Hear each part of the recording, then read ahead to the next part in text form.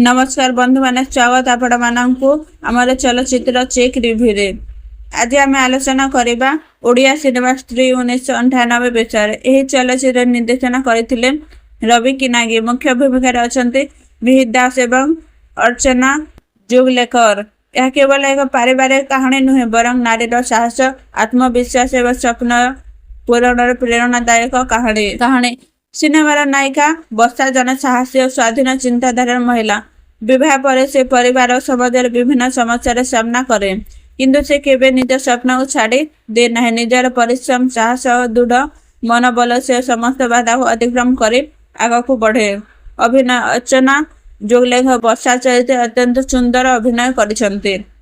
मिहिर दास मध्य निज भूमिका सरल और प्रभावशाली भाव में प्रस्तुत करिसेंती। सह कलाकार मानक अभिनय मध्य कहानी को आहुरी शक्तिशाली करिछि। निर्देशना और संगीत रवि किनागी। निर्देशना सरल हेले मध्य प्रभावशाली, प्रत्येक दृश्य कहानी को आग को नहीं जाए। संगीत और गीत गुड़िक से समय बहुत लोकप्रिय थिला एवं आज मध्य अनेक दर्शक पसंद।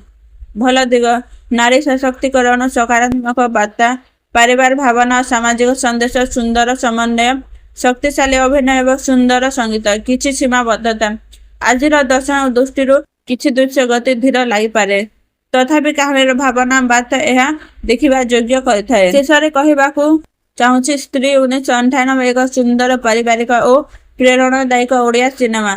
जदि आपण भय प्रवण सामाजिक वार्ता थिबा फिल्म पसंद करती तेबे एही सिनेमा निश्चय देखंतु।